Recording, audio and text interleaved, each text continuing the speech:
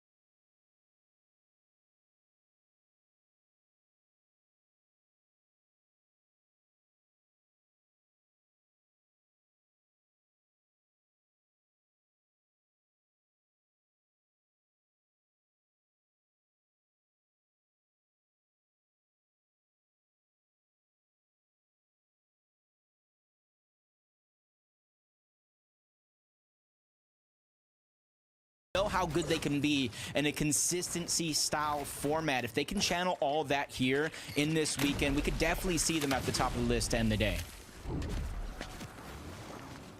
Scrap and Skrill now maintaining the higher position here at the Grand.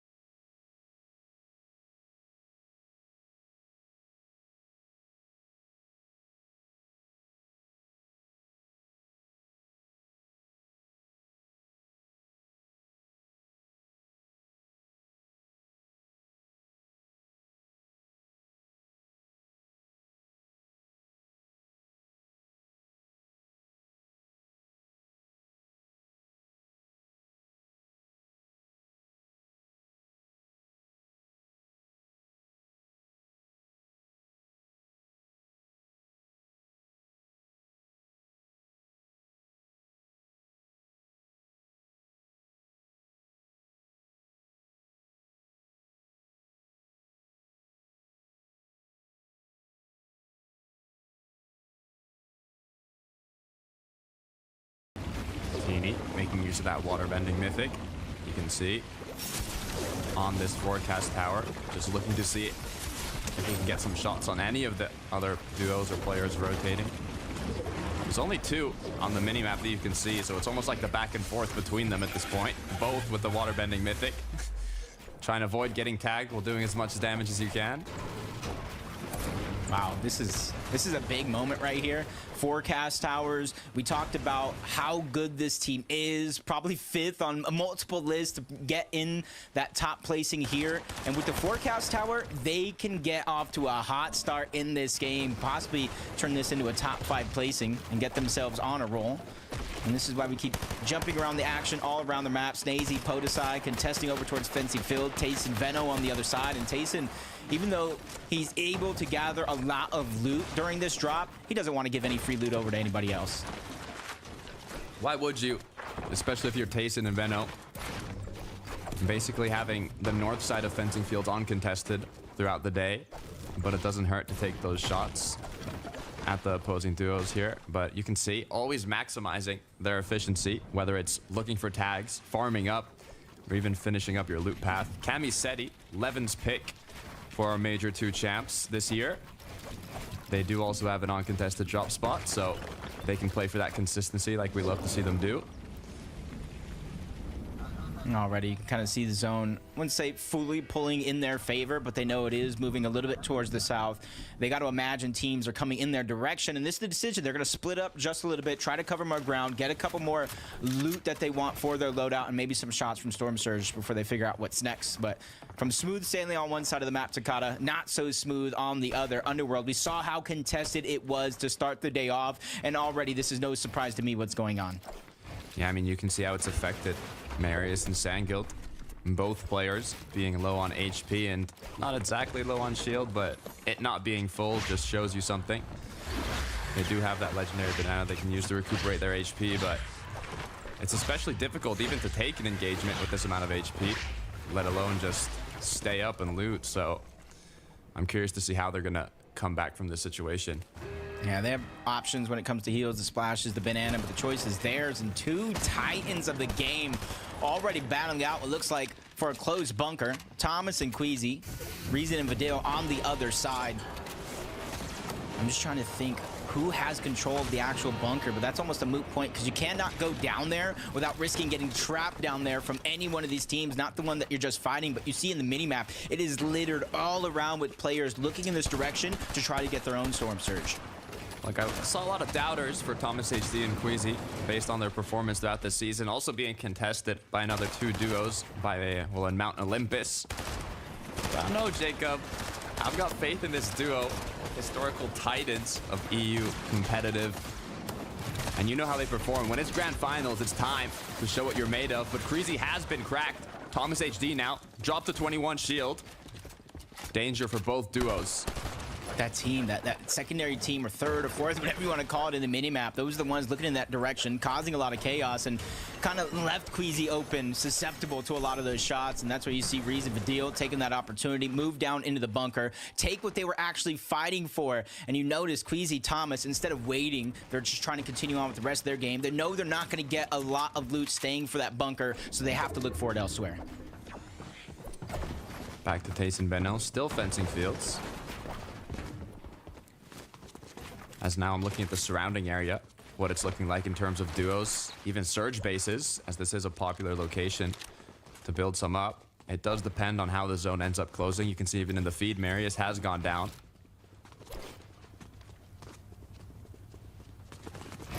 You can kind of see this is one of those situations that I think might benefit Veno and Tayson just a little bit. The zone moving in this direction. They don't have to go on the hunt for Surge. There is a team nearby, and eventually, if they pick that right spot, you were talking about those Surge towers, there'll be so many more other teams moving on in this direction.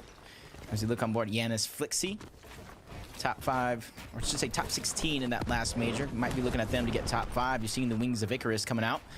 Something that you don't see very, very often, but you're seeing some teams begin to utilize it more and more and more, being able to cancel bounce. You cover so much distance. And Takata, this is just without the Flowberry and the Flowberry Fizz effect, because if you combine those two, you cover even more distance to try to get towards the zone. So even though there's not a ton of mobility in this season, sometimes it just takes a little bit of thinking outside of the box. All right, the Flowberry meta. It's almost a must-have throughout this season. Nice little shot from Yanis through the tree. You can see how crucial it can be to have good aim with these DMRs, with the amount of damage they can do and the potential it has for getting those tags in the mid game. And This is something I think Yanis and Flixie have to do. Instead of getting contested like Sky and Scroll that they did throughout the semifinals, they're uncontested. They're not going to get the same damage numbers to start the game off like they have almost all of last weekend. So them, just like many other teams, are going to have to kind of set up in one of these spots, whether it's Surge Tower or not, maybe even split up to try to cover more ground and get your Surge that way. Comeback and Blaha, you see them just trying to continue to move forward from one spot to the next. They get themselves a spot just inside of the zone, but you can notice that they're still above the mountaintop, trying to give them as much elevation and as much line of sight as possible. Still 80 players up as well. It's a stacked lobby. Storm Surge will be taking here, but you can see as soon as Rift Island spawns, and Alexado ready to capitalize on that, capture the flag, and now put themselves in a position to not only get tags, but also have an open rotate for further zones. For me, the Rift Island moving all the way south in this direction is at least a hint. It's a little bit of an indicator of where the next couple of zones are going to go, depending on where this next fourth zone closes. It usually does move away from Rift Island. So you see teams like Andalex and Sado, Cammy and Seti just on the right that they are positioned close by. They start to think, they start to try to be proactive, and you got to think, where are you going to start to rotate from next? Because you got to do it a little bit sooner than later, because all those teams moving in from the north will start to crowd that area. You can see here, edge of zone. How many duos are kind of stacked up, both in and out, as now Storm Surge Threshold appears on the screen for these players, letting them know how much more damage they might have to do, or if they're safe for the meantime. Teeny, even though he is safe, you can never have enough Storm Surge, so we'll continue looking for those shots.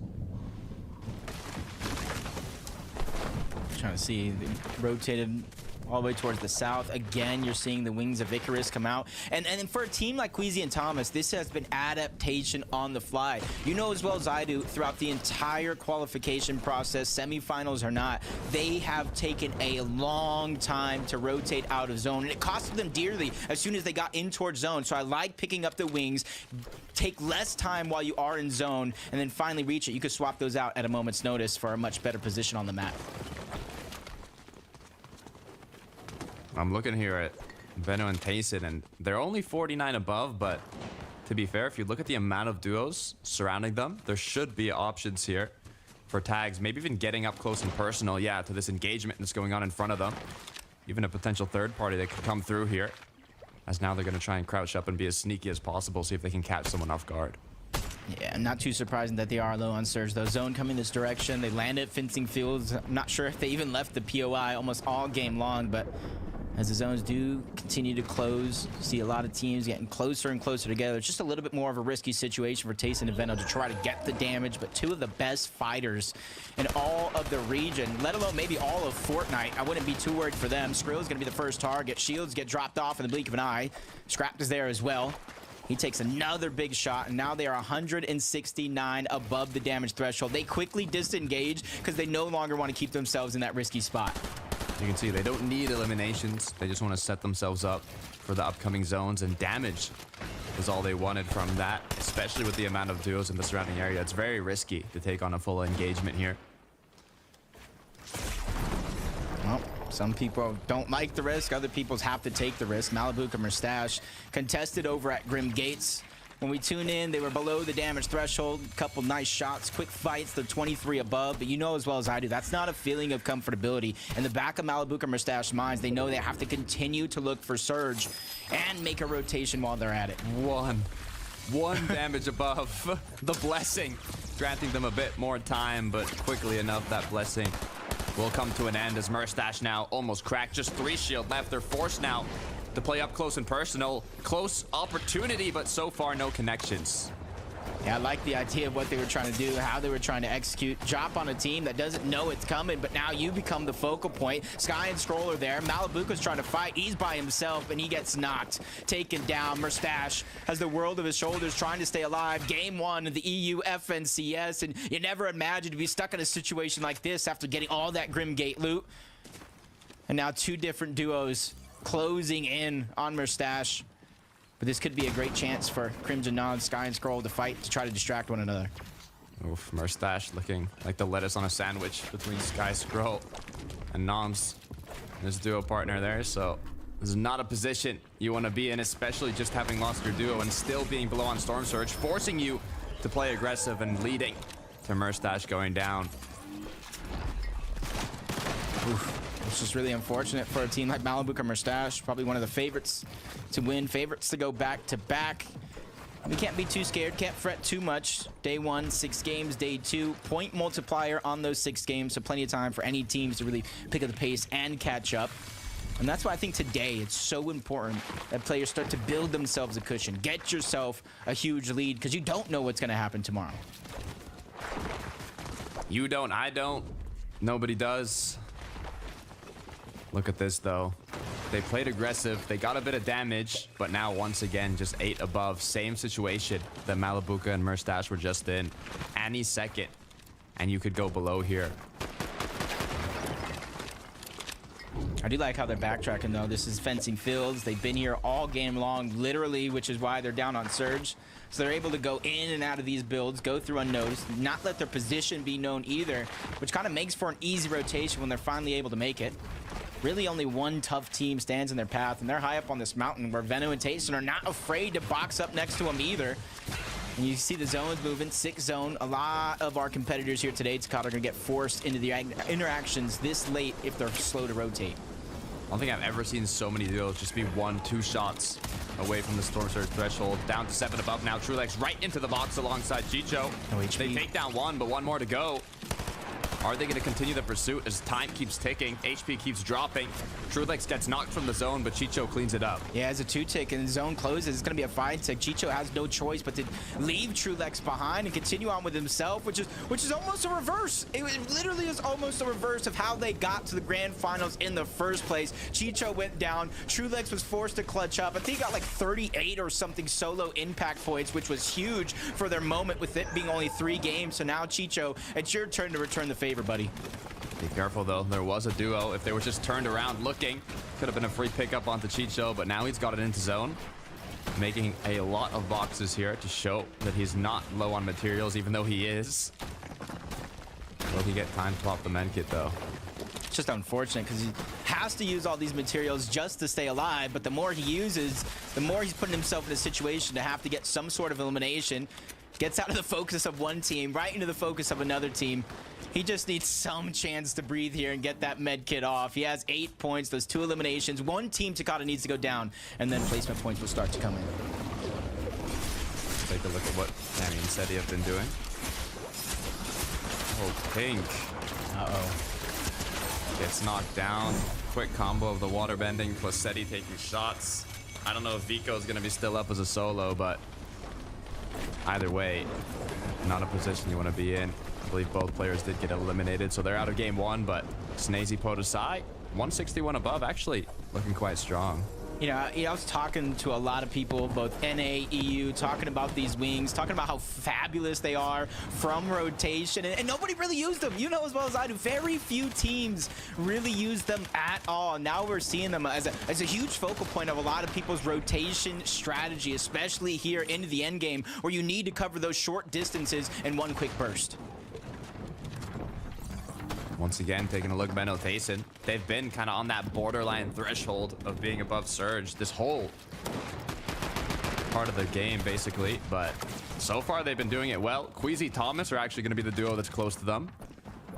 I'll still continue just looking for these shots, but it's basically just getting yourself in a position where you can play this late game out with still a good amount of loot. Materials have been used to try and find these tags, but all it really takes is one refresh in the late game, and then you're back in business. Yeah, it almost feels like Veno and Tayson right now are just taking things so slow. They're letting the game kind of play out, one, and probably do the same thing in game 2. And once they get a feel of how the entire lobby is playing, I expect them to come online just a little bit more.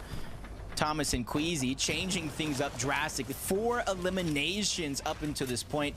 Have to be feeling good when it comes to that Storm Surge, but a max pull for them and a couple other players in the lobby, which isn't going to be hard for them to cover that distance. You see the wings yet again coming out, which makes rotations like this, and you see how many other teams they now have just bypassed on this rotation and gained priority over. It's what you love to see. I mean, Queasy's 2 of Queasy's 3 FNCS titles have come in the second FNCS of the year. So now that we're here once again, it might just be time for Queasy and Thomas HD to pop off. But I don't want to speak too soon. This is the first match. It's 2 days of competition, 6 matches each day, a total of 12. And the ones who look like they might potentially be able to hold height here, it's Cammy and Seti, which might be something a little different that we would have expected. But at the same time, they could just be looking for tags here, and they'll drop down later. You can see how good of a position this is, especially when you have that waterbending mythic capitalizing on all the players rotating in. My biggest worry for them is their materials. If somebody tries to battle for height, they won't be able to hold on to it. Put aside Snazy, they go down to Swizzy and Vanyak. Huge elimination for them. But knocking on the door right after is Queasy Thomas. He takes a huge shot, getting fought back, even knocked down by Vanyak and Swizzy. Teamwork is too strong coming out of them. And now Thomas, he's going to feel the pain. Vanyak ready to go in, but he quickly backtracks, reunite, not knowing to get too greedy in a situation like this in the endgame. Looking so strong from 4 elims to both players being up and healthy to now Thomas HD cracked. 75 effective HP and shield, 0 builds, and just 6 minis to recuperate what he's lost. Thanks to those wings, though, I'm not necessarily too concerned. The biggest thing is those resources, the builds, or I should say the lack thereof it. Here's both Vanyak and Swizzy rotate on out. No, he's in a much safer position for now, but how safe can you really be without materials? Even if you rotate out of the spot, you got to find a way to catch yourself one way or another. You said you're not concerned. I'm concerned, Jacob. I am very concerned right now. 0 materials in a grand finals. I mean, you can beat Thomas HD, but it's not going to be easy. You can even see Tace and Benno, both players down. Maybe hold my thought, though. Thomas, with another elim, now dropped to 25 HP. Still no shield to work with, as he's just playing the back end of zone here, trying to scavenge as many placement points as possible. Yeah, another elimination. He was the one who actually took down Venno. Wings keeping him alive. Up layer, down layer. Zone's going to pull back, and he found the perfect crevice to try to stay alive, but he has to watch out. Risk and Svi rotating on by right next to him, but I don't think they or anybody else have noticed Thomas up to this point. Prime location. All it takes is a bit of awareness, though, from the duos in the surrounding area to find Thomas HD. It's a free elim. Chapantini, Jacob, game 1 on the high ground. You would never have guessed this is Chap's first FNCS finals. He is playing like a veteran, like he's been here more than enough, but Vanyak has definitely been here for sure. Down goes Teeny, down goes Chap. High ground changes hands, and at the perfect moment in the end game. This isn't a qualifier. This isn't the semifinals. This is the grand finals, and Chapantini learned that quickly. You know what, Scroll, Sky, they have plans of their own as well. Everybody fighting in the late game, trying to topple over height, forcing them down. They didn't have the builds to keep on pursuing that high ground, so they had to drop down in a top 10 situation. Second height, but look how far away from they are from everybody else on that low ground, and they had no choice but to continue dropping down in all that madness. Cammy and Seti playing like we love to see, full-on consistency. They've claimed low. They're incredibly healthy. Only issue is no materials. They're gonna have to take a 2 versus 2 here shortly. Can they come out on top? Yeah, he mentioned the Cammy curse to start the show. Might look like a Cammy blessing. Another top position. Unfortunately enough, Cammy's finally gonna go down. Seti trying to go to the back, cancels the med kit, had no choice. Thank God and Splash gonna be the ones to take them down, along with a little help from Debuel, who actually steals away that elimination. Top 5 position with everybody looking strong as duos. Skavit, Haris now. Looks like their second height here. They do have to be careful as they look above. Scroll, get shots taken at. They are building in wood. They might be low on materials. The drop down might come soon. Yep, but Swizzy and Vanyak still waiting in the wings. They were the ones to play busters and disruptors once. Almost tries to find another elimination, but Font takes him down. Ends the run of Swizzy and Vanyak at top 5, but you can see he's still going through a roller coaster of emotions, trying to make it in zone, trying to stay alive, but high ground's gonna be fought for at the very end of the game. Scroll and Sky versus Riss and Skvi. Nice shots connecting from Sky here. Just one more needs to connect to take down the last player, but Scroll has been fully cracked. Wow. Sky cleans it up, though. Another elim on the board. They have height. They just need to close out the game. A huge change up from the semifinals. They were the ones contesting Yanis and Flixie. They went down in almost 2-3 straight games. They've learned their lesson. They've adapted, and they're trying to come out on top, but unfortunate accidents happen. Sky goes down, which leaves Scroll in a 1v2 to end game 1. Have to be careful though, as players start moving up. Scroll now is put in a difficult situation, but he takes down one. Buell now playing the heal off. He does have 2 med kits in terms of time. Scroll needs to find Buell. He will not win this heal off. Yeah, he has to figure out at least what direction to run into. The first one's gonna go down. He dives into the storm, checks the first bush, nowhere in sight, nowhere to be found. Relvis and Buell win game 1 of the EU FNCS. What a way to start off the grand finals, from height getting changed every second, duo by duo. Camiseti attempting to survive on the low ground. This is how you want to start a grand final. Hey, and this has shown us a little bit of foreshadowing that it is not going to be easy for any one of these teams. You called it. Seti and Cammy having high ground. Vaniac and Swizzy stealing it away. And at the very moment, Sky and Scroll. But it was none of those high grounds teams. It didn't matter how high in the sky you were at to end the game. Buell and Relvis going almost unnoticed on the low ground with 7 eliminations to take the game away. I mean, they showed the chemistry. It's what led them to those final moments. You had Titans going down before that. Tayson, Veno, Thomas HD, Queasy, but the high ground ruled strong. Jacob, so much just happened in that game. I need some people to help us out. So, Frankie, what did we miss? I don't think you missed a moment, boys. That was a fantastic first game. And so exciting to see all the changes at the top of high ground. But in the end, Levin, it came down to Jabil's planning with those 2 med kits to his name. I mean, yeah, heal off beats all at the end of the day, right? I don't think we expected to see a bunch of that. To be fair, I think a lot of people had almost forgotten the possibilities of heal off. That endgame was going almost very typical, I'd say, in many ways, right? We had Sky and Scroll, the team that had eliminated Malibuka and Mustache, so they had that Grim Gate loot, and when that team decides to go for height, it's typically, you know, jobs are good and games done.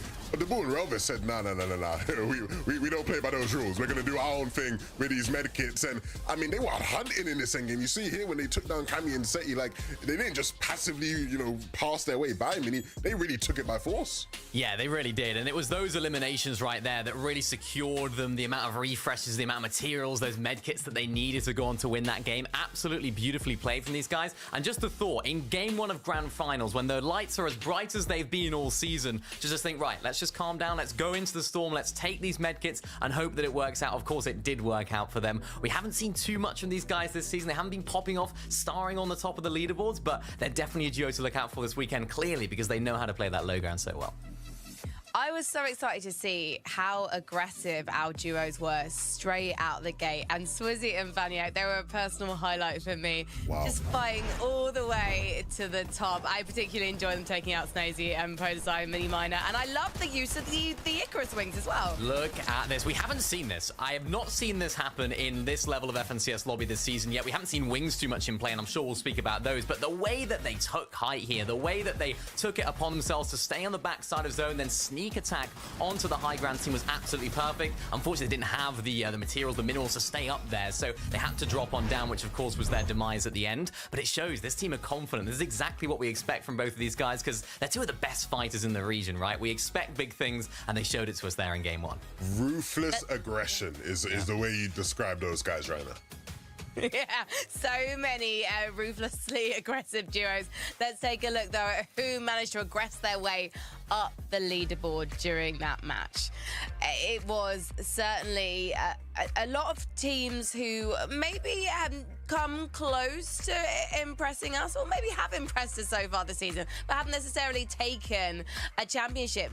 They actually were coming out on top of that one. I mean, Sky and Scroll, I have to say, Levin, were incredibly impressive. They have been threatening the top all season long, but when it counts, they are performing. I mean, they were the beneficiaries of a problem Malibuka and Mustache have had consistently, right? We've spoken about it before in previous weeks. Malibuka and Mustache struggle on Surge, and so they desperately tried to take a fight with Sky and Scroll, and they were like, no, we're not going to just be pushed over. They win that fight, and so they have that Grim Gate loot now, and so they say, okay, what do we do with Grim Gate loot? We play for high ground, and they did it incredibly well. Big props to Sky and Scroll, of course. They were landing at Reckless Railways throughout the season, decided not to go there and deal with Janice and Fixie. A lot of question marks about that, right? Because they did that exact same thing. Last grand finals, it didn't quite work out for them. So a lot of people were going, hold on a minute, like, what is the game plan here? But things seems to be going pretty all right. again, will they be able to fight Malibu and Misash every game and get that Grimgate loot? Probably not. This will probably be one of the better games they have throughout the weekend, but I think they made, you know, the most of the situation for sure.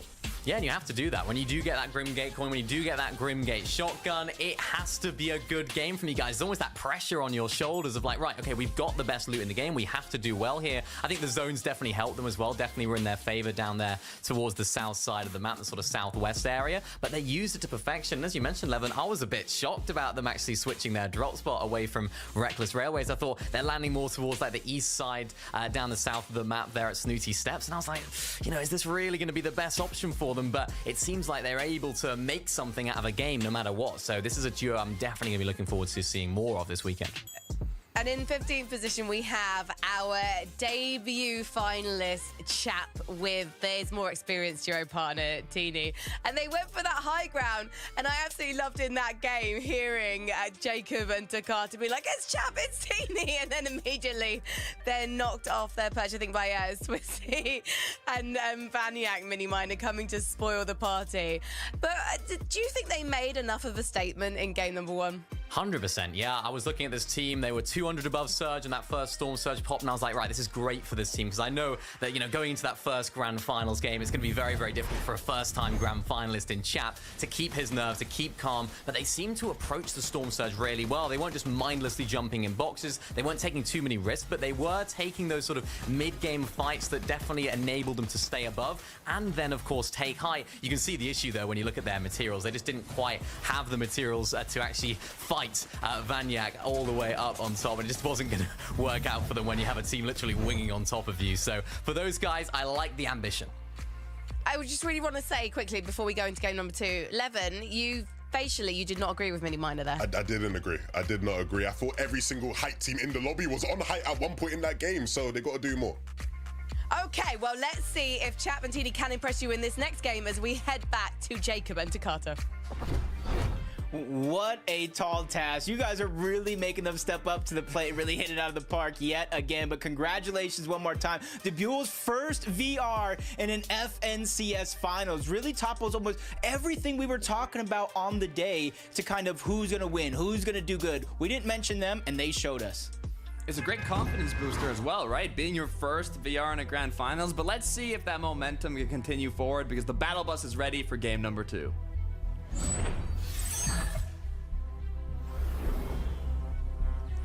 Also, Takata, throughout that game, and for everybody watching at home, it was almost a battle of our height-dominant teams. Almost the top 5 in that last game. Riskins V, Swizzy and Vaniac, Seti and Cammy. And overall, it was won by Sky and Scroll in the end. Unfortunately, they just weren't able to close it out, but you're seeing real shines of greatness from so many players here today.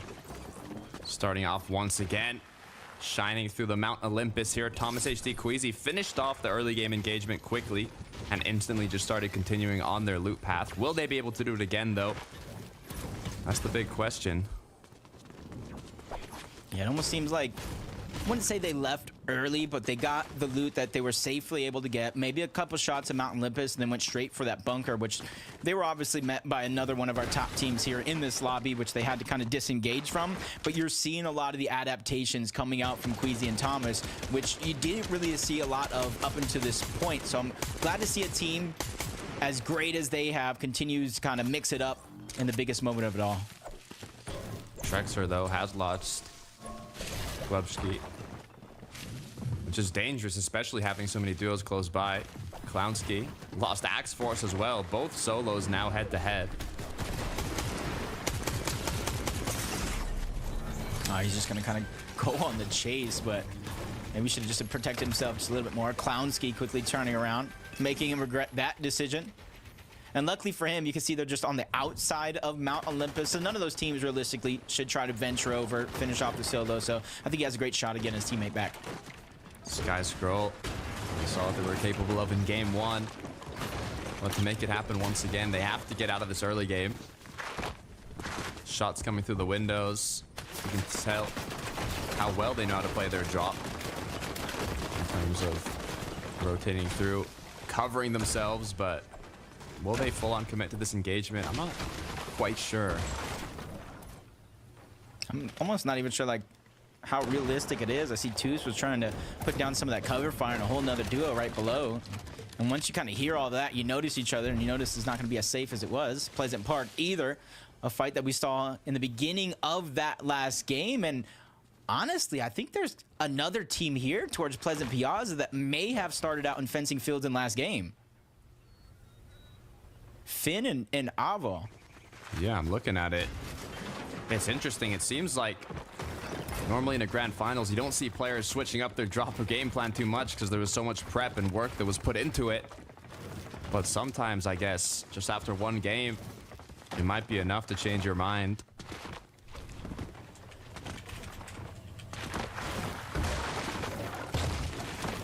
Surprised to see like everybody kind of disengaging out of Pleasant Piazza for now, but it's very, very busy. At least 4 teams in this direction. So I'm personally a little bit surprised not to see too many early engagements going down. But with an extra team over in the mix, it does make it a little bit more risky. Ooh. Look at this. Grim Gate looking a lot more aggressive this time around. Before it was more pop shots from different areas. One duo grabbed the height, other just tried and secure the medallion. Looks like Malibu and Merstash got quite a few tags off, but not enough for them to feel comfortable enough to go fully in. The Underworld, another place contested by 3 duos, one of them being Marius and Sandguild. It looks like from those 3 duos, there's only one left. And it might even just be one player. Where's Turtle's duo? Trying to see where Cheeps is at. Ooh, He's actually on the high ground. Yep, using that water bending ability to try to couple more damage. Marius knocks him down to size. A couple of shots are going to get through, and the knock is going to be achieved along with the elimination. Marius and Sango continue to find ways to operate at the Underworld. It looks like he might have even boxed up Turtle here for the moment. They're ready to go in. Turtle's ready to go out as him and Cheeps run in game 2 quickly comes to an end. Turtle put back into his shell, now forced to wait for the 3rd game as we quickly switch on over. Nefrizzi Howley looking to see what they can clean up. A lot of these early game fights and no eliminations just yet, but that is some big damage onto Nefrizzi. Pixie's there trying to back him up. Howley is also trying to join the mix, alleviate some of the pressure, but quick thinking, quick shots coming out from Pixie. Both of these players are basically down and out, and you can see them trying to attack from many different angles, and Walks, while being distracted by Pixie, is able to easily clean up both of those eliminations and defend their turf. Great way to continue it through. Dexia Eclipse now playing extremely aggressive on this duo on the edge of the map. You know there's not too many teams close by, so they should have a lot of freedom here if they end up wanting to close it out. But so far it looks like it's pop shots, it's angles trying to be found. Yeah, a lot of time, like you said, over at this side of the map, knowing you have a ton of comfortability, knowing it's not going to be third parties. It's basically down to a 2v2, which hopefully a lot of these players have practiced up until this point. Splash is down below, just trying to make space for himself and his duo. Eclipse and Dexy just continuously trying to hound from multiple angles, catch him off guard. And you can see they're playing very, very careful with the high ground, so that way when it comes down to it, they can easily try to disengage on out, knowing that they got enough damage to where they can at least feel comfortable from here on out.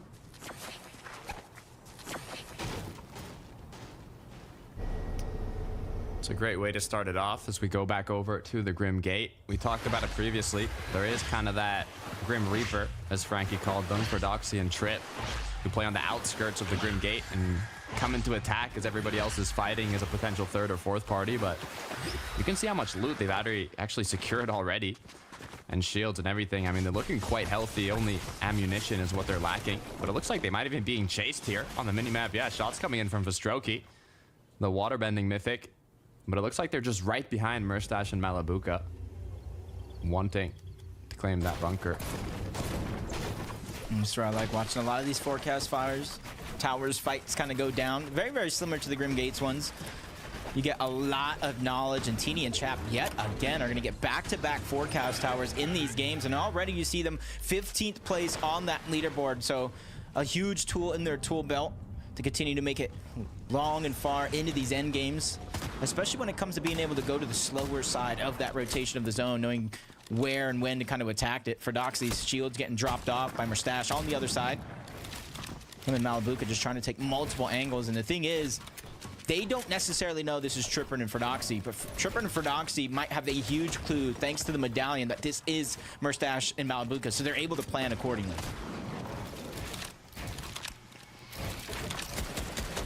So far, no warnings of a big threat, as shots continue to be shot from both ends. No danger for either duo yet.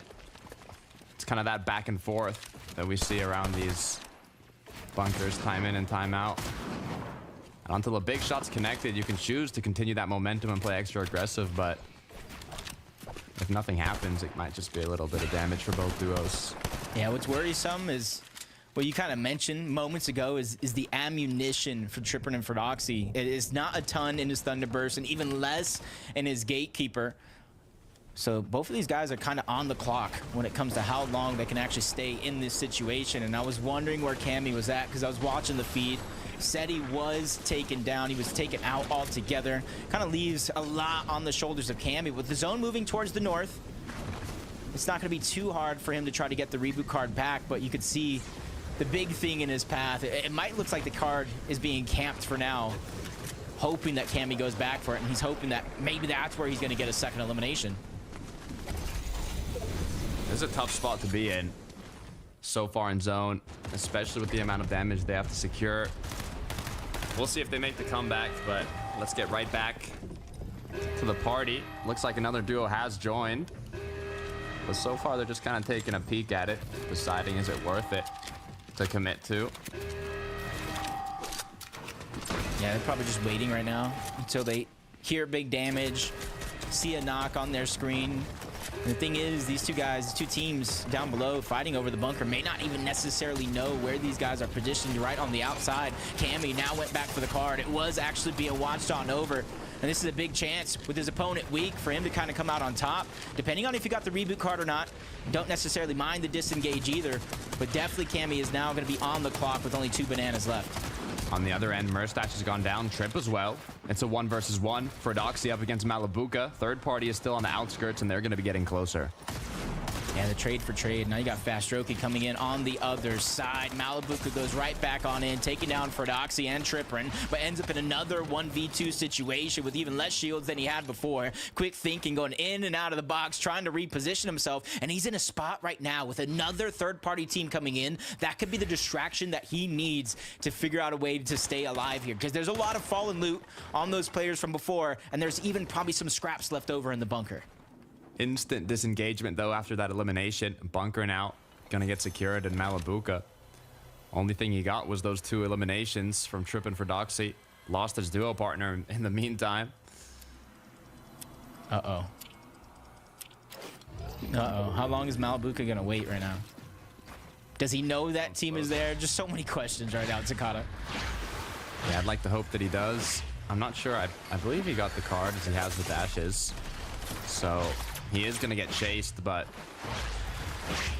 I was going to say the bright side is if he gets chased out of the zone, it's likely that they stop chasing after a while. But as he gets closer and closer to the zone, especially with the river of sticks, that water that grants you those dashes, I don't see them stopping anytime soon.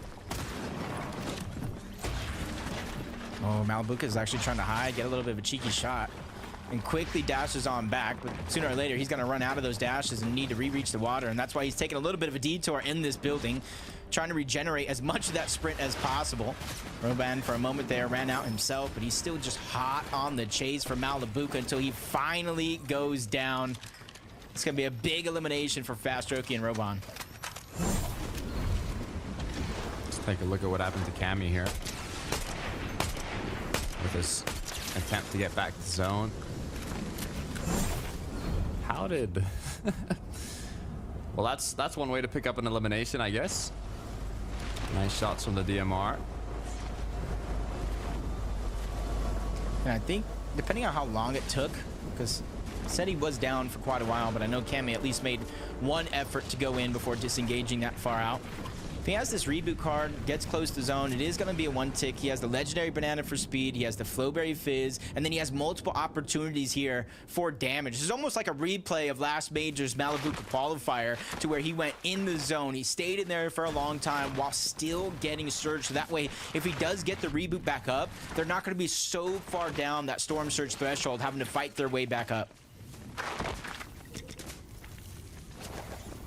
Luckily enough, medkits are in the inventory, so they'll be able to recuperate all the shield they're using to take this later rotate in the zone.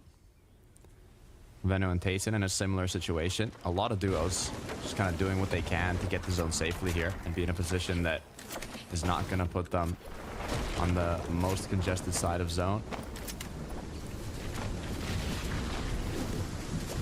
Chucking some medkits a little bit later on, try to keep them moving. They're not too far off from the zone. It's not going to do too much damage. And you see there's just one solo player rotating just to the east of them, trying to make their way there. Hopefully he doesn't get spotted out by Veno and Tayson. Their team, you can almost for sure count on them to try to pounce on a solo if they see that opportunity. And in the distance, finally he's getting spotted out, and it's Cammy of all people by himself. He's already put in a lot of work to not only get the reboot card back, but take down the opponent who took down Seti.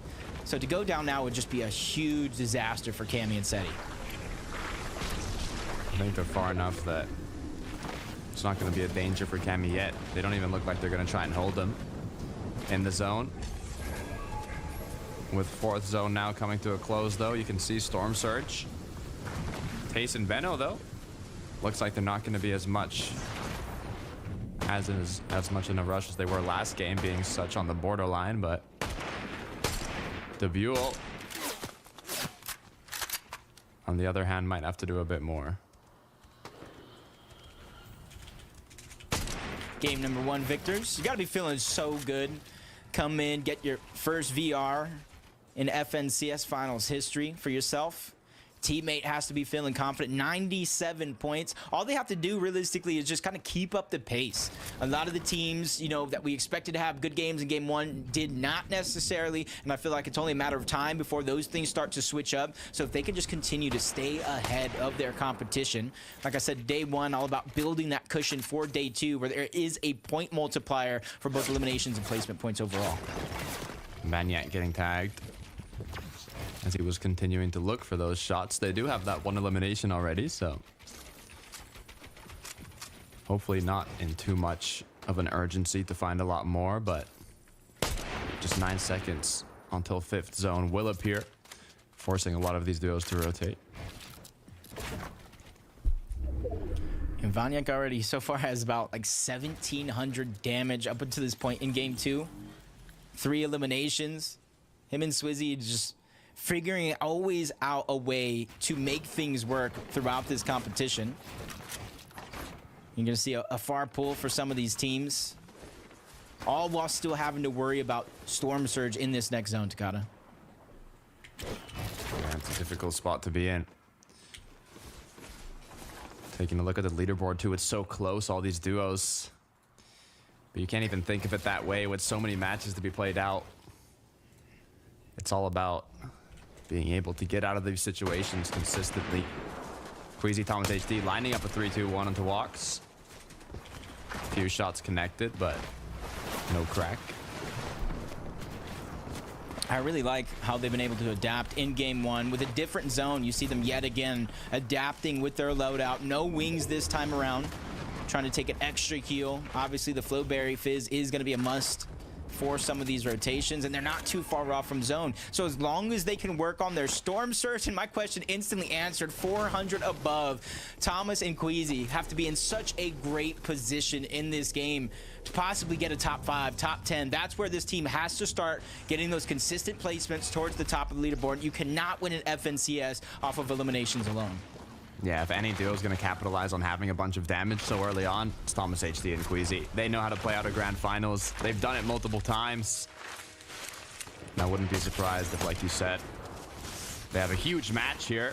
Skavi, though, nice 105 onto Vortexers. Volko now trying to give him a bit of time to breathe.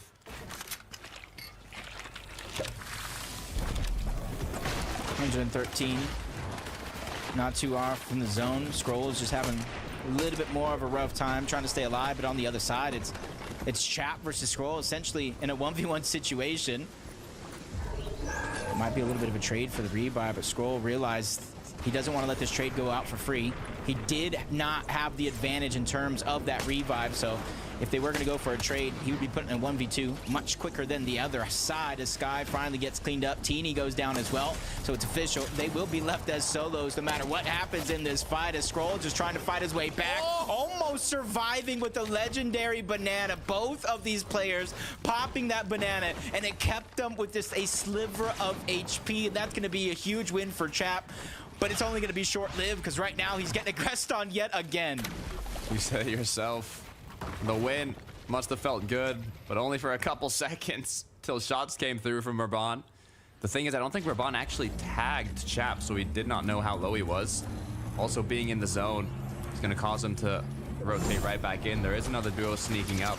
So much damage has been dealt by Chap and Teeny that they don't have to worry about tags, but Skavi and Haris, nice pickup on the Vortexers. Volko maybe followed on shortly after, but the pressure is still on for those duos. Yeah, it's gonna be tough for them to kind of get that reboot or revive back on up, heal up, and get a good position in the zone. And that's why you see teams like this, as soon as the zone begins to move, they go into those rifts, they immediately try to cover as much distance as possible. But you can see they're getting tagged in from some high positions off the side of that mountain. So as good a position as they could have got, they got to settle for this, which isn't too bad as long as Marius can start to heal up and alleviate some of the pressure that is bound to come. Scary shot got connected. Let's see if Chap was able to do it. No. It looks like he actually might have been able to. We got both elims and the reboot onto his duo. A little pack of loot llamas knocking on his door that he picked up. Hopefully now that's going to give him enough to make it back into zone. Cammy, though, still left alone. That was a huge elimination. Unfortunately, short-lived. They did just get taken down as well. But it just goes to show the potential of this team. They can fight any fight. They can almost get out of any situation. But when you're put in a sour situation after sour situation, eventually those will kind of get the best of you. As Cammy, we've seen him literally almost at the start of the game up until now as a solo. And this is going to be some big points here for Cammy and Seti if they're able to kind of get these impact points that Cammy's looking for by himself. Thomas HT, though, taking a peek. I don't know if he's seen Cammy as he's shooting at the duos behind him, but Cammy's done such a great job of making it into zone here before his opponents, and not a single shot has landed onto him. Shows you how useful that Flowberry Fizz can be if you put a great mind alongside it. Now they see him. And now they finally saw him as soon as he got past enemy lines. Queasy's like, hey, did you see this guy back here? Thomas said, nah, I don't. Is he a solo? Now if they don't have the information that Cammy even got there, they might not even know that he's a solo by himself. He's built boxes too wide, so it's going to be easy for him to cloud himself. But you see Queasy and Thomas, now that they noticed his location, they are moving over in that direction because they don't want to let anybody get past them for free. They waited till the zone opened up, then they moved to cover that position. That way they have the best and safest line of sight. You can see what happened to Cringe here. Looks like it was a solo knocking on his door, but quickly turned lethal as they picked up their 5th elim of the match. Doing good. Uncontested Lavish Layer. No longer Queasy and Thomas landing over on that side of the map, which gives them a lot of freedom, a lot of flexibility. It's almost the center map with multiple bunker options. So if they can play their cards right, could definitely kind of come out with some great points here in this game. It's Tace and Veno. With some of the struggles from them going down relatively early in that last game, or at least earlier than they would hoped, it's going to be a big moment for them to pop off, start to build that momentum, and really carry it on with them to the second half of the day. You see zone hands pulled towards Thomas HD and Queasy here. That 8th zone is all the duos now. Try and prep their rotation to get there. Just 7 seconds till zone starts closing. Swizzy Vanyak. Look at their loadout. Look at their materials. Even the mobility. They have it all.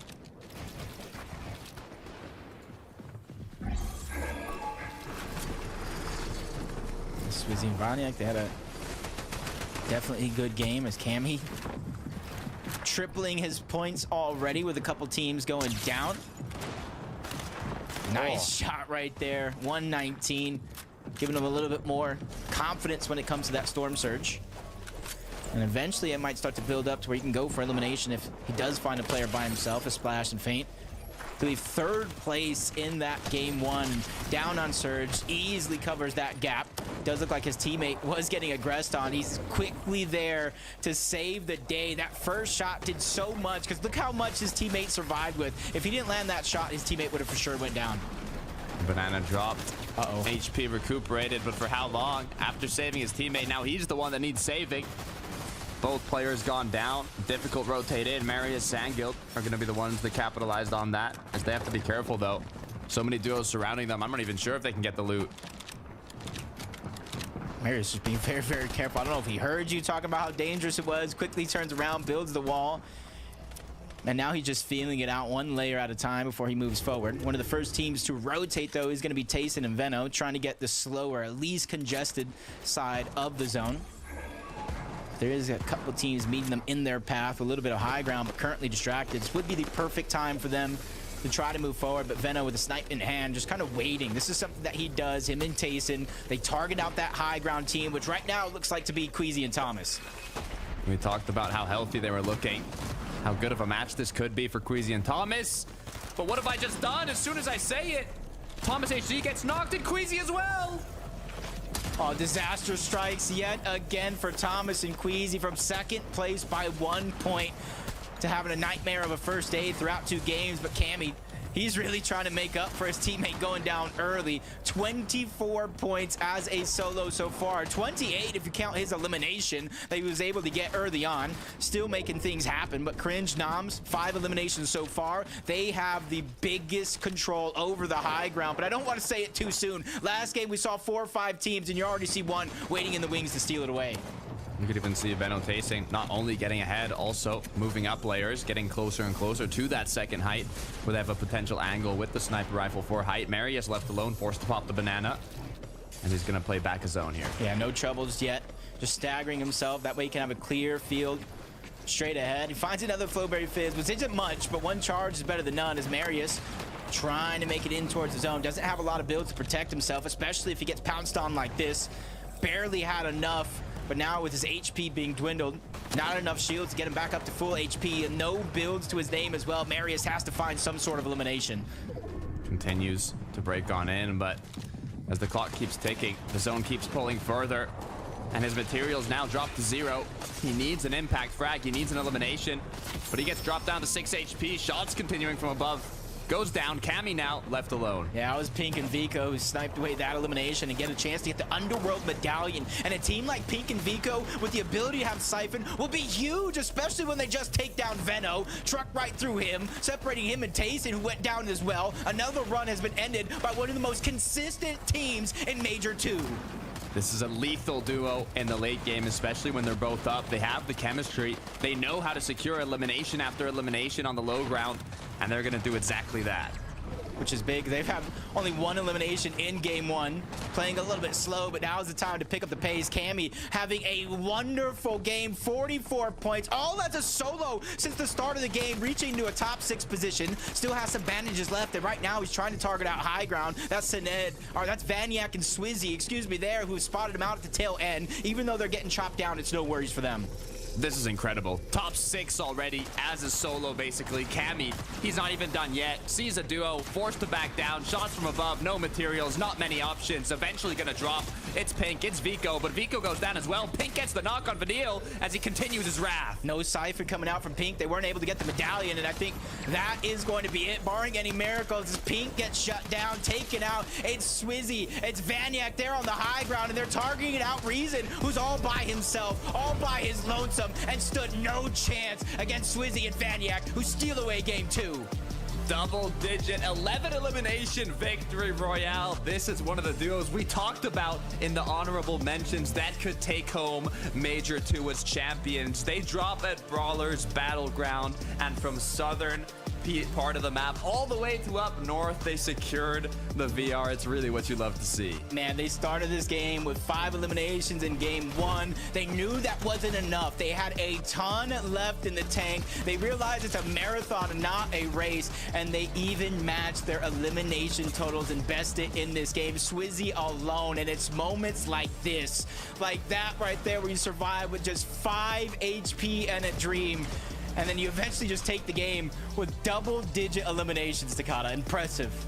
And they're eliminating the best of the best on the European region. This isn't the qualifiers, this isn't the semis, this is the grand finals, and what a way to start it off. Game 2 was incredible, but there are surely some things that we missed. So Frankie, Levin, Mini, what do you got?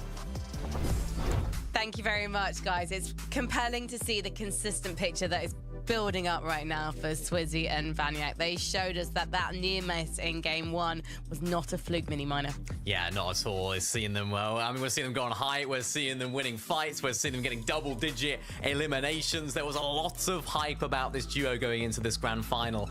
And I think we're seeing exactly why that's the case right now. We're seeing a duo that's confident. I think after last game, I was thinking, you know, they land sort of towards that south side of the map. Of course, as Takata mentioned, at Brawler's Battleground was the zone in their favor. They can make some really easy dead side rotations. This zone 11 completely on the opposite side of the map, and they're still popping off. Yeah, absolutely. I mean, you know, we talked at the top of the show, right, about, you know, teams that people thought were gonna win, right? Who were people predicting? If we had done a list of 6 instead of 5, these guys would have been on the list. Yep. So many people expected Vaniac and Swizzy to be doing well, and they are doing incredibly well. And it's games like this that show exactly why they're a team that's gonna dominate high. It doesn't matter the zone, right? The game we saw them qualify in semifinals was a very tough zone for them, right? It doesn't matter where they gotta travel to, they will make it there, and they will play for high, and they have a good chance of winning more games. Levin, has Swizzy and Vaniac always been such a solid high ground team, or do you think it's something about the meta in this season? Well, when you look at them as players, it lends both well to their style, right? Vaniac's always been a player, you know, in recent years that's been known for playing for height, right? Last season, when he played with Synod, they were like the one height team in EU, right? So Vaniac is familiar with height. Swizzy also familiar with it as well, playing in the past. So these guys are familiar with going up there, and they show that in that game. Minnie, one of the themes that we're seeing so far is the high ground is just not being dominated consistently throughout the end game by one duo. At Crimson Noms, the backers, far back as Zone 10, they were trying to claim it, but as you saw the story go, they couldn't quite hang on to it. But does this show that they're a duo that could be challenging for that victory royale in future? I mean, I think so. I think any team that can take height, it seems like there's a lot of them today that are really trying to go for it. Anyone's trying to go for it and trying to make something happen, which is something that we haven't seen throughout the whole season. We haven't seen like a height dominant team. We haven't seen one team that have just thought, right, we are the height team this season. Of course, we say Crimson Noms, of course, took height here. Really nice height take from these guys. A team that I think I have a lot of question marks about going into this grand finals. They split up ahead of the semi-finals, then got back together again, Levin. I was intrigued. How are the vibes going to be? How are they going to play? Are they going to play with that same freedom, that same confidence? And it seems like they're really taking it by storm right now in terms of their gameplay and in terms of their risk-taking as well. Yeah, I think the benefit for them, funnily enough, has been being contested, right? And we know how good they are off spawn at Lavish Lair. And so, you know, some of that early damage problems, you know, being sort of eradicated that way has probably helped them in terms of being able to make it deeper in these games. Is this a really interesting leaderboard, guys? Because actually, it looks completely different to what I was expecting. I was expecting to see Seti and Cammy in the top 5, but maybe not until tomorrow, because historically in grand finals, they do tend to have a bit of a slow start. Meanwhile, the rest of the top 5 are these newer duos who are definitely challenging and changing hands with the old high ground 11. Are you surprised by this? I'm not too surprised. I think the thing that impressed me the most is still seeing Seti and Cammy so high up here, because we saw Cammy as a solo so long in that game, and the guy just did not want to go down. I mean, it was getting ridiculous at a point, Mini. It's like, you're looking at him thinking, surely he doesn't just live, right? I mean, me and you in the back, we were like, right, yeah, this is it. This is the end. You know, he's got no materials. He's got no HP. He's got no whites. But he just keeps plowing on and plowing on, just defying all expectations. What I find most impressive is that this isn't like, you know, SETI going down maybe at 7th or 8th zone. Scammy was a solo for the entire game. Of course, they had that earlier fight to sort out their Storm Surge, but this is a man that has absolutely no fear. And I said it in the back as well. This is the best lobby of the season, and he's running around making rotations as if it's just an open scrim session. It's absolutely incredible what he's able to do, and it shows that this is a team that we really have to look out for, because they should be higher up. I mean, if SETI was alive in that game, they could be on top right now. I was really intrigued by the moment when we saw Cammy rotating past Thomas and Queasy, who were unsuspecting and just didn't peek until Cammy had gone past. And Levin, you were saying, how does Cammy do this? How does he rotate so cleanly, especially against the likes of Queasy and Thomas? He does it all the time. It's like Minnie says, he's one of those guys where he just has no fear. Like, it's a genuine pattern that I've noticed for years with Cammy. Like, he just has no fear. He just always gets away with like the craziest rotates and movements where you're like, how is nobody looking at him? Like, it just doesn't even make sense. But that's just what makes him so great, I guess, eh? He's also He's so got cool. that Polska Gorum energy. Yeah, He's got that aura about him, and he's just like, yeah. And even if you asked him after that game, he's like, oh, Cammy, that was a great solo clutch, mate. You're absolutely insane. He'd be like, yeah, it's pretty good. Yeah. I mean, I'll take it. You know, we want first. Should have been a duo. That's what you would have said. Yeah, that's the way he be, and that's what he shows in the game. He's just got that arrogance. I love it. Arrogance or quiet confidence? I'll let you guys be the judge on that one in chat. But talking of Camry, we've got to talk about Queasy and Thomas, given that they did miss the chance to pick him off. But actually, they had a really solid start to that game, even if they didn't manage to make it to the final few, Levin. Yeah, I think a lot of people are wondering how they're going to do being triple conned. They seem to be handling it all right. They did get taken down on height there, right, in a sort of unsuspecting way. So hopefully we can see them make amends in the next coming games. Yeah, fingers crossed for those guys. It would be lovely to see Thomas win his first ever FNCS Grand Final, rather than losing one yet again by a single point. We're going to head to our caster Jacob and Takata to get to the halfway point of this evening's action. It's game number 3. Thank you, Frankie. Look, almost halfway through the day, Jacob. But this isn't halfway through the grand finals. 6 matches to be played out today, 6 matches to be played out tomorrow for a total of 12. And I mean, you can tell it's a grand finals just by the way these lobbies are being played out. Yeah, you're seeing a lot of our superstars that you expected to really be the cream of the crop at the top of the leaderboard, really not having those games, but from one person's disaster to another person's blessing. We're having 2 big game victories by some people we may not have mentioned, others, Takata, you and I have mentioned. Let's see if that trend can continue, because the battle bus for game 3 is ready to go.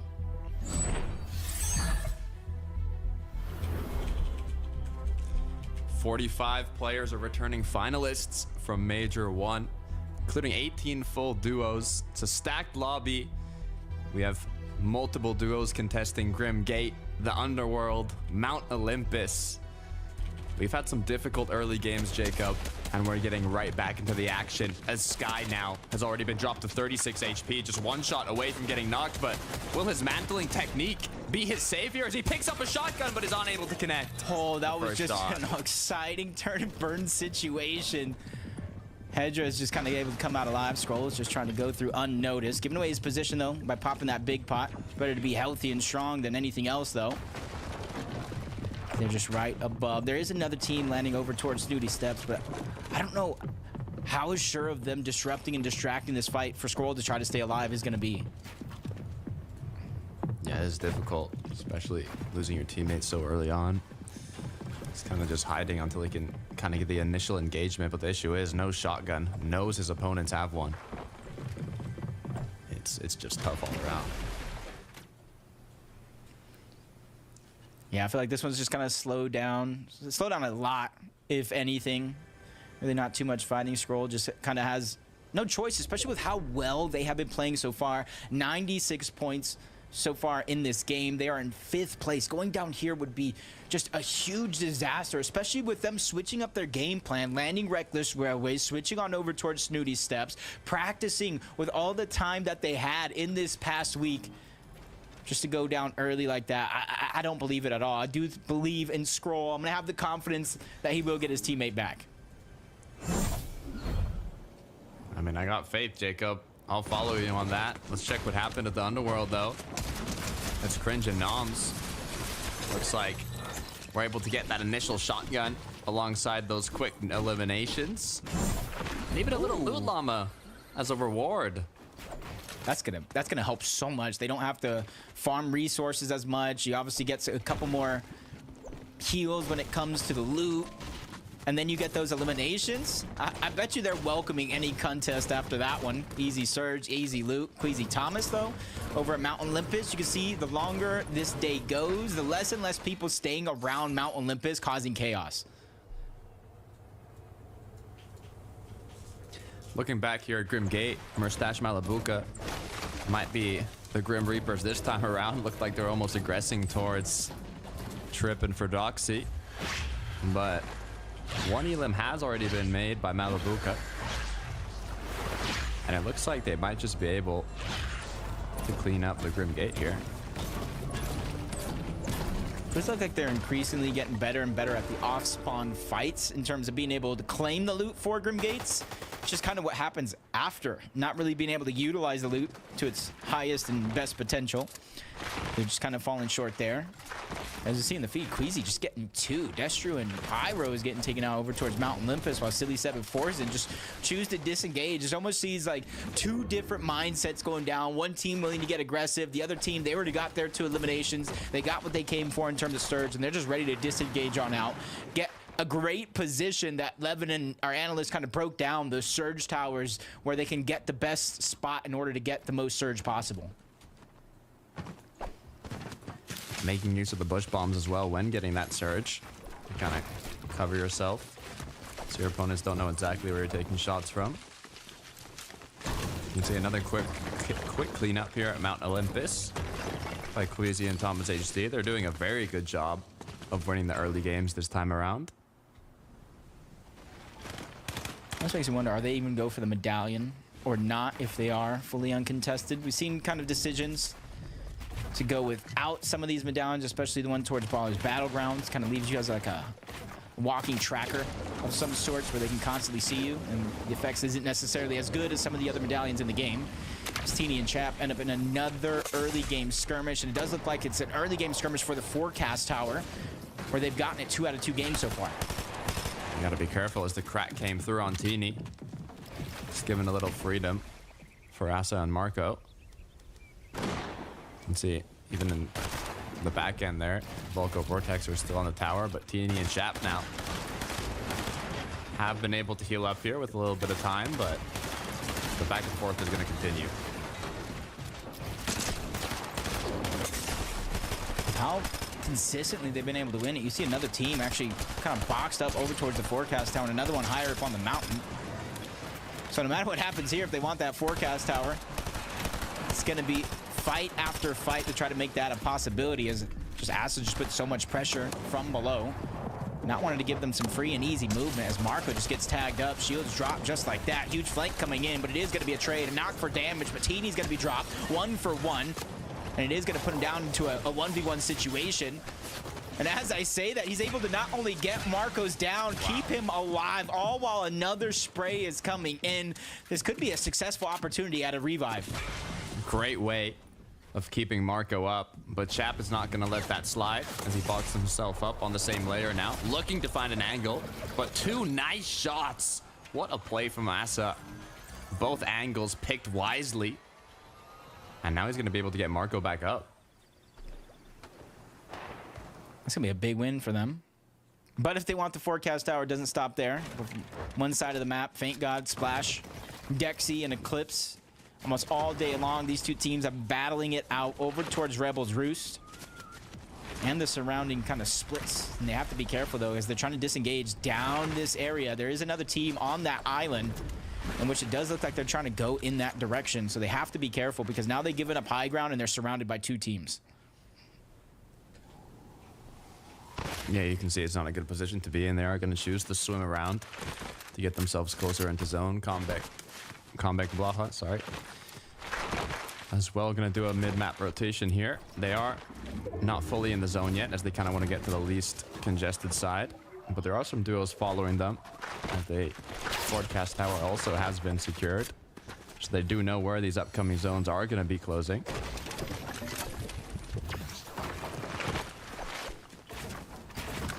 Comeback and Blaha not having the best so far, but still plenty of games left to go. So kind of pick up that pace in the moment's notice. Wox and Pixie just trying to take down Splash and Feint. Over 80 points so far in this game, and it does look like they're going to be able to barely and narrowly escape just over that mountain.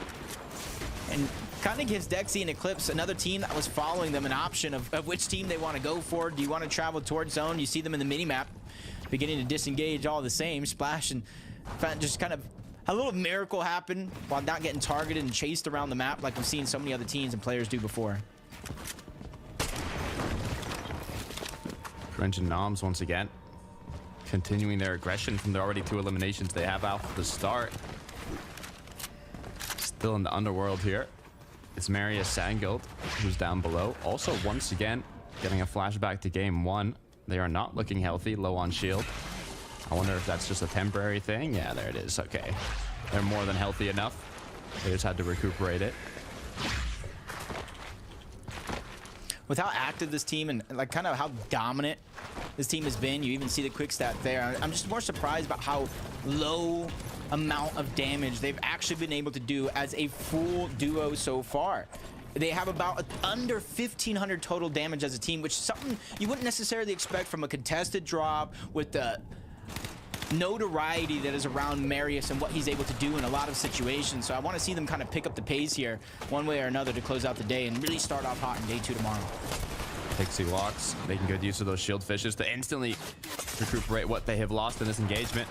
As Feint Splash, though, not looking healthy at all. Wox is just 1 pick of zone away.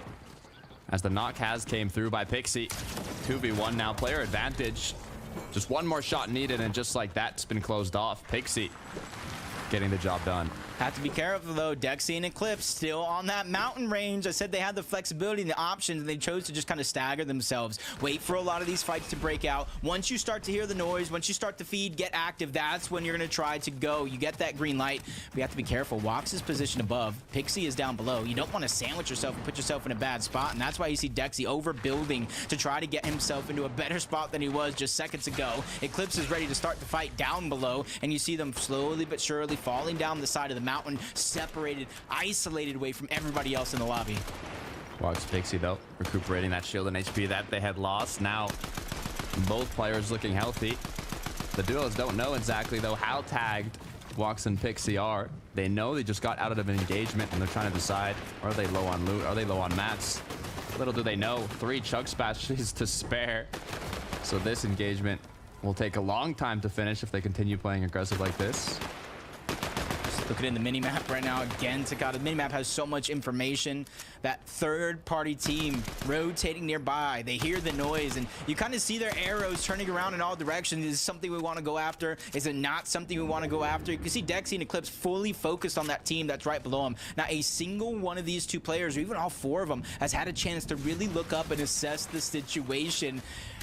And as soon as I say it, you see them try to disengage on out, and that is the signal. They started to get tagged up into the distance, and now they know it's safe from the position in which they're at. Cringe. Noms now made their way over to the bunker here where Skivvy and Haris are at. Will they kind of trap them in there, though? Or will they kind of just take some shots and then let them be? Those tough situations. You got Crimson Nonge who are trying to fight for this bunker, make their way down, and then you got that team Hriskin's Fee who are just kind of bunkered, hunkered down. They really have nowhere to go, and luckily for them, though, the zone is in their favor. Yeah, it's kind of the positive of the situation, right? And not only that, them already having 2 eliminations also means that they've done a good bit of damage just to get here. So even when Storm Surge does start ticking, they should not be in much of a worry. You can see Underworld 2 still has a couple duos as well. But so far, it's kind of going to be a stalemate here for both duos. Yeah, and it just kind of worries me as you see those other teams towards the Underworld, even though they're kind of busy right now, looting up the scraps, farming up as much as they need. As soon as they want, literally at a moment's notice, and you combine the fact that there's Underworld dashes, they can close the gap in an instant. And even if they're not going to try to disrupt the fight as a 2v2, they can kind of wait around the side and try to third party as soon as somebody tries to disengage.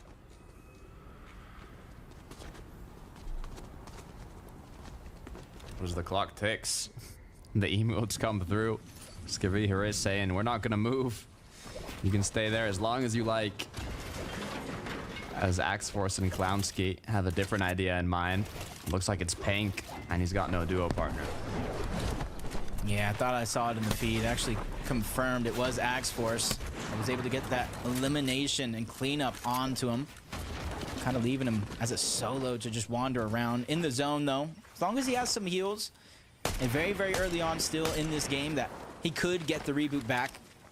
So they have a whole plethora of other worries, but he actually doesn't have any heals, so there's only so long he can stay in the zone. And even though he does have the wings, he can't necessarily use it right now going up that hill and up that mountain, because it just makes him an easy target to get taken down.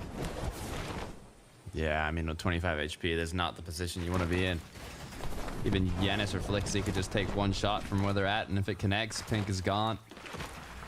But it looks like he is going to make it towards the reboot van here. Try and bring Vico back into the game, but come back from this, they're going to need some big eliminations. But if a duo is going to be able to do it, I mean, it's going to be Pink and Vico if they can get healed back up. Yeah, and luckily they are kind of right next to a POI, a big one at that. An uncontested one from Yanis and Flixie, so there could be a lot of loot left over that actually they can utilize and kind of get themselves back into the game. Baniak Swizzy, 138 damage above the threshold. And you can see not only are these high up on the mountain, so they can use the launch pad, the Flowberry Fizz, they have the wings in their inventory, which you're seeing a lot of players popularize here today to kind of use for rotation. And it's not the normal way, Takada. They're not flying through the sky looking like an eagle. They're making short bursts from one spot to the next to make the rotation that much easier. Yeah, and it's incredibly popular so far today, like you've mentioned. Seeing it a lot more than in previous tournaments here. And just like we saw, Vico has been brought back in the game, but with no heals, no shields, before they start taking fights. I mean, hopefully they can find something, but 25 below, it's not like they have a lot of time to work with. I got a question, and this just might be thinking outside of the box. Would it... Never mind, he's already down. Well, that question's out the window by Pink. He gets knocked. I think there's a chance for Vico to try to save him, depending on who actually got the credit for that knock. That was Kiro, so far into the distance. And I was going to say if he wanted to give himself just a little bit of a push, some fall damage, gets revived, he would have more HP in theory, but it's a little bit of a moot point now. So Vico, even though he's gotten one reboot already, he got the card and has to get ready for another one. Yeah, it's a tough situation all around to be in. We can take a look at what Cringe and Noms have been up to at the bunker, though. It looks like they finally let in. Skavir and Hariz tried making their way up, but quickly enough, it paid off for Cringe and Noms, I would think. Unless a crazy 2v1 comes through, but Hariz will get taken down. It was close, though, actually. Cringe was left at 39 HP with his duo partner down, but they did get the elims. Okay. Those elims start to build a little bit of confidence, start to get momentum flowing in your direction, just like what Cammy was able to do.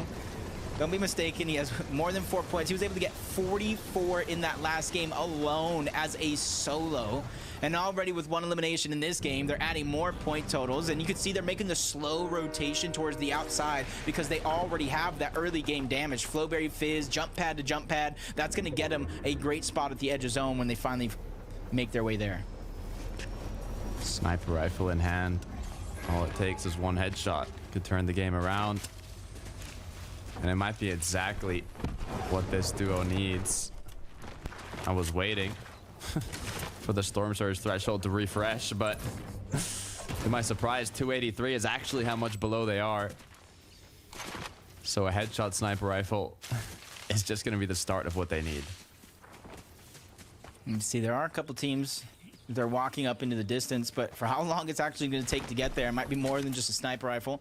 Might have to go for an full-on battle, and with no heals. They have no shields, no builds, no resources. It's just a nightmare of a spot for Pink and Vico to be in, but I feel like if anybody's up for a challenge, it could be them. And the biggest thing is they need to figure out a way to start the fight with damage, but it does look like Vico gets taken down. Frizzy and Howley find him slipping behind enemy lines, and Pink really has no choice but to go in, and he meets that same fate. He goes down altogether, but it's Skrill and Scrap who actually get the loot taken for themselves, even though they didn't get the elimination. Great pickup. We can see how Swizzy Is able to do it. Nice little drop down dash. Almost piece controlled him with the dash there. No builds required. Just predicted where he was going to jump out. And even though they got that elim, still 114 below, forced to continue looking for shots, as Mustache Malabuka might just be the closest duo. But they have just found that solo that was cracked. Swizzy, though, gets his elim stolen as the clock keeps ticking. 52 below. Damage keeps striking. They're going to be forced to drop on Mustache Malabuka, but that's not a duo you want to face against. And that was a very, very risky shot. You see Vaniac with just a sliver of HP. Swizzy now getting ticked down, and they do not have a chance to feel comfortable with this Storm Surge. They get a moment where they're above, and they immediately go below. They take some damage. Luckily, they had more than enough heals to try to out-heal their current situation. And with 16 above, they are on the hunt yet again. Vaniac leading the charge. Swizzy close behind, and there are so many teams they can target out as soon as they make their way here. Shots being made, but nothing connecting. Just 31 above now. One shot from the DMR could be all they need here, but they get cracked. And Vaniac gets dropped. Swizzy now, from taking home the VR in the last match to being left as a solo. Zasa there. Don't even know if Marco's still alive, and he's able to kind of find anything he gets his hands on. Swizzy knows that he cannot get the reboot, cannot get his teammate back. Quickly repositioned himself a little bit down the mountain, and in a much safer spot where less and less people can try to target him. He looks on, sees a team there, tries to target him, but that's Veno and Tayson who might try to take advantage of a lot of that damage, but it's Swizzy who actually gets the knock. Credit for that one as well. Quickly swipes up the body. He knows he needs as much loot as he can get his hands on as he's a solo. I mean, if we saw anything from Cammy in the last match, 44 points as a solo. I'm hoping to see Swizzy can do something similar here. Seeing the feed kind of light up there for a moment. Seen a lot of players and teams kind of getting dropped, left as solos. Unfortunate positions as Seti and Cammy now have a huge strength in numbers. You can kind of see their position as they climb up the leaderboard. Currently positioned 4th place. Can't say no one would have predicted it, because I think 11 kind of shouted it out along with Reeshub. It's been the Cammy curse, but I mean, if they can get top 5 in this major, is that more of a curse or is that a Cammy blessing? I mean, consistent tops and grand finals. You can't really complain. But they want to take home that Axe of Champions, and they're en route to doing it. The deal reason, not too far behind in 9th place. Not too much to worry for them. 169 above the threshold. Just got to rotate from point A to point B. It's going to be a little bit harder than those that already have the wings, but they make it look almost easy as can be. And while they're trying to get their spot in towards the zone, they immediately switch layers. They don't want to be stuck on that ultimate low ground, because if you look at the mini-map, Takata, there are different mountain ranges, different edges. It could drop down. It can go even higher. So you want to plan for the worst and hope for the best. With just 20 seconds till zone does close, and that 8th zone is going to pull towards one of the edges appears. Some know it from the forecast tower, some don't. Veno, though, quick little points just racked up as he continues to jump on into the zone. Hazen already made his way in. Now they have the kind of little box, so a bit of safety, but you got to be careful, as they might just be pickaxing right towards a duo. Oh, they're ready to fight. One of the most aggressive teams in all of the land. It's just an unfortunate spot that it just kind of crunched down on the side of the mountain.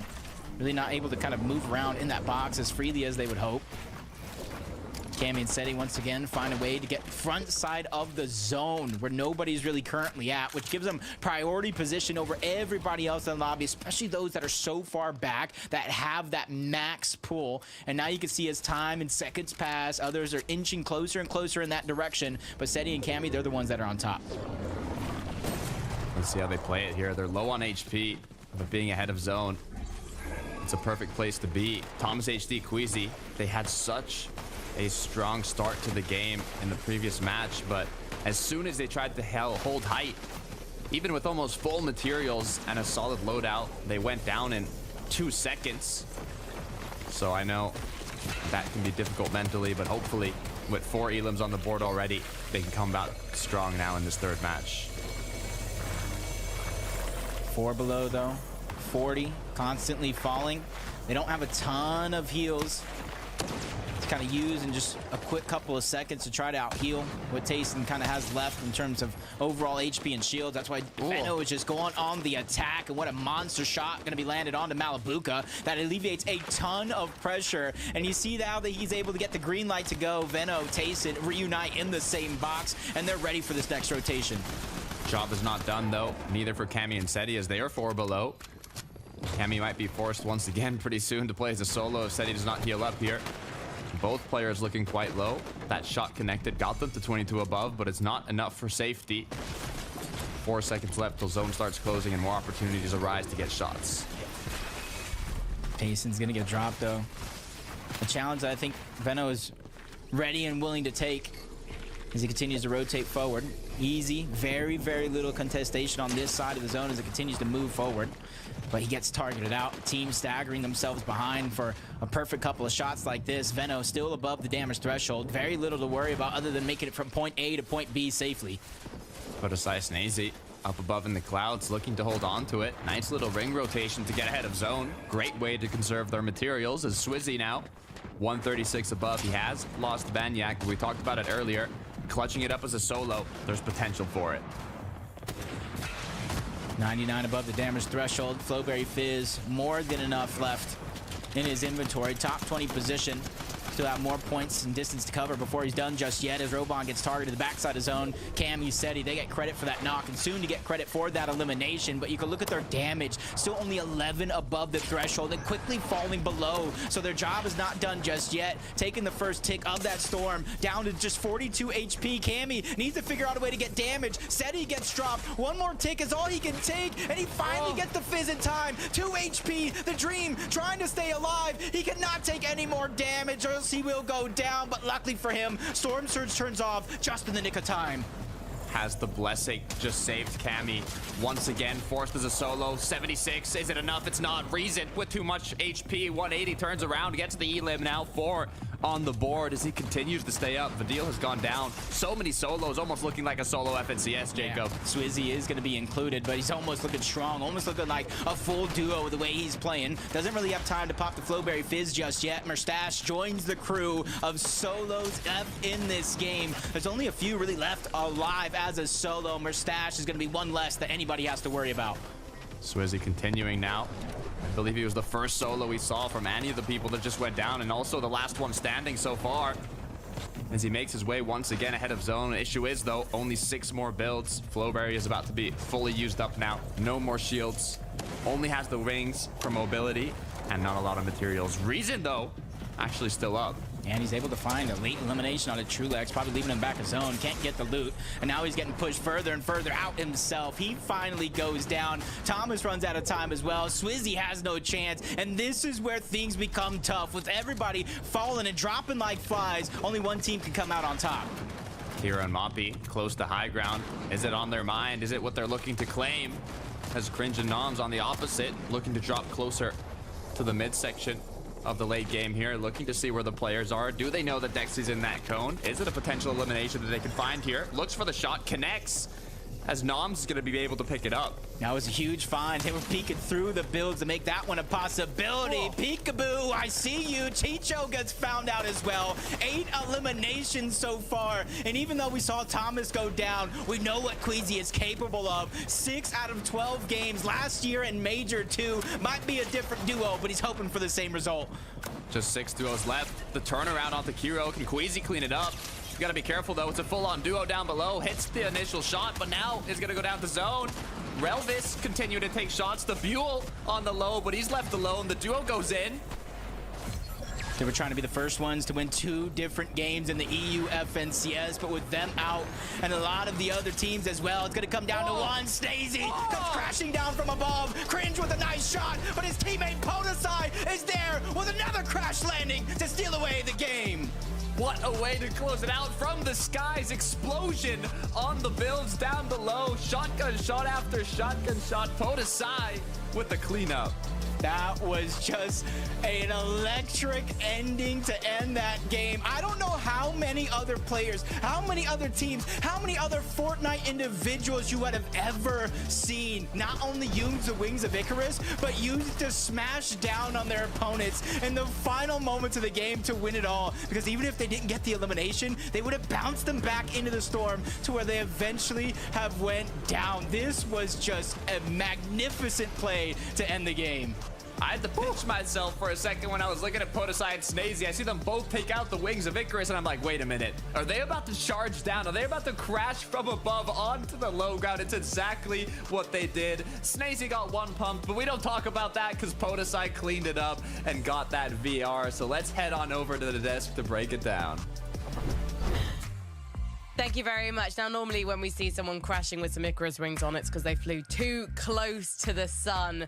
But in the case of Snazy and Podesai, they knew exactly the moment to make that dive for the victory royale, Mini Miner. Yeah, this is the first game, I think, all day that we've seen a team just completely dominate height throughout the entire endgame. From, I think, 9th zone, these guys held it from, and it was just a perfectly played height game. We saw them, of course, with these wings. They rotated to the front side, then ensure that they could claim it from there. They saved so many materials by doing that, and it seems like 11, this is kind of the meta. This is kind of the way that teams are playing right now with these wings. They're using it to save so many materials and make those rotations so much easier. Yeah, I mean, we've not seen people use them much throughout the season, right? But obviously with the Hades being taken out recently this week, you know, the spawn rate was buffed for those mythic chests, and I think in general people are just thinking we need solutions on how to play these end games and you know, have some sort of movement. I can't lie, when I saw them whip out the wings in the final moments here, I thought it was an overcook. I can't lie. You know, they almost did fly too close to the sun, Frankie. When Snazy got one pumped, I thought, yeah, okay, they've just thrown this. But Podesai, cool, calm, collected, bang, da, da, dang. You win your game. I mean, it was clean. Hashtag M8 win, Alley Blue, all the rest, you know, whatever you got to say. But big up to Podesai and Snazy for that one. That was a really cool win. The mates are pink, aren't they? They're roses. Yeah, I mean, yeah. It's all right, don't worry. Don't worry. I'll teach you some French later on. We'll go through all the French orgs and you can lap up all the extra follows you get on your socials, Levin. Let's talk about Queasy and Thomas. It's always lovely to see Queasy just showing how well he knows how to survive in the high ground, Levin. I mean, again, I'm reiterating this from before. Not many people expected to see them be such a presence, with them, you know, being contested or spawn with Mount Olympus and just how their season's gone in general. But they've impressed, Minnie. Like, they have really looked good throughout these games. Yeah, they have, and I think it's fair that we give them the hype because they are, of course, a team that has got this grand finals experience. They both know how to play in these circumstances. We saw them trying to take height in the last game, didn't quite work out. Then, of course, Queasy was there at the end, couldn't quite squeeze out a couple more placement points, but it was a solid game from these guys, and I think they're overachieving right now compared to what so many people would have thought. I think a lot of people kind of wrote this team off heading into this grand finals, but now sat in 7th, this is a really nice, solid groundwork for them to just bounce off, you know, for the next sort of 9 games. Yeah, and it's funny because, you know, obviously Jacob, I think, mentioned how, you know, this time last year, Major 2, Queasy and Venom were winning, you know, 6 out of the 12 games. I don't think that's going to happen this weekend. I don't think we're going to see a repeat of that. But, you know, a good performance here would you know, be wonderful for Queasy and Thomas. And I mean, really, you should expect it from this duo on paper. And so it's fantastic to see that they're really stepping up as we head into this grand final. The big surprise for me, boys, looking at the standings is actually seeing my beloved Vico and Pink have a bit of a difficult mid-game. It's unusual to see them struggling for Surge tags, Mini Miner, but unfortunately, that just ended their journey early in Game 3. Yeah, really rough for this duo. I think they had a little bit of a task to do when it came into this grand final weekend because, of course, the chains of Hades got removed ahead of grand finals. That was a huge loss for this duo because they used those to fish. They used those to just to speed up their loot path to get all those extra heals, and then all those heals that they could use in the fights to when they're going around and trying to W key different teams here, there, and everywhere, just to replenish those heals and even just save some in the fishing area. So I think that's a big mark for this duo that has just marked them down a little bit. Meanwhile, though, Cringe and Noms, they are looking like one of the best off-spawn teams, Evan. Yeah, I mean, they've been very impressive off spawn at Lavish Lair. Last season, you know, a lot of people expected them to beat Queasy and Thomas off spawn more often than not. And this season, they've been very impressive off spawn when needed. And today, they have been phenomenal playing against Cringe and Jake Buka. And I mean, you know, that early surge is clearly helping them in terms of consistently getting to these end games. And they're strutting their stuff in these end games, man. I know, Minnie, you mentioned earlier, you know, the concerns you had, obviously, the vibes were a bit cooked after they tried to split up with each other earlier this season. Doesn't seem to be affecting that today. They don't seem to be playing like a duo that have had that bumpy road in terms of chemistry and togetherness this season at all. And I know at the beginning of the show, Frankie, you mentioned, or you asked me, what's the best off-spawn team? I hadn't seen too much from these guys off-spawn this season, but now, from what we're seeing today, and of course last season even as well, this is a duo that definitely are that team right now when it comes to off-spawn because they are dominating. I really hope we can get an interview with these guys, or at least one of them. I just want to know what's happened. What has turned them into this dream team, given that they thought that the other was their nightmare?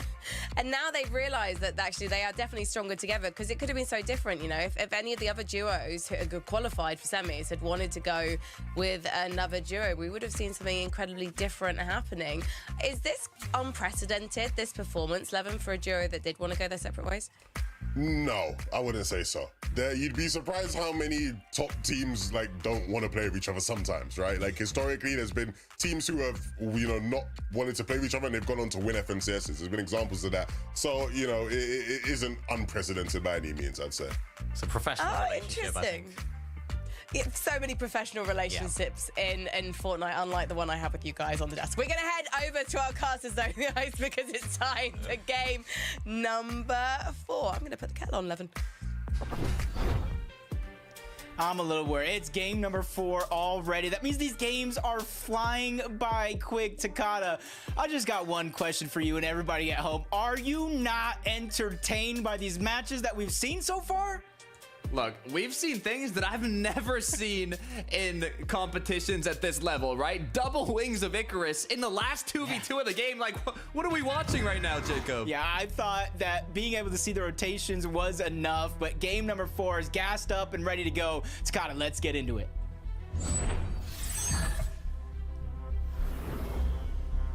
Three games down. Now on to the 4th. There's been non-stop action in these early games. Some players even choosing to switch up their game plan a little bit. But what we're gonna take a look at, it's down below in the underworld. 3 teams originally contesting this drop spot, but it looks like now it might just be 2. It's actually Lavish Lair.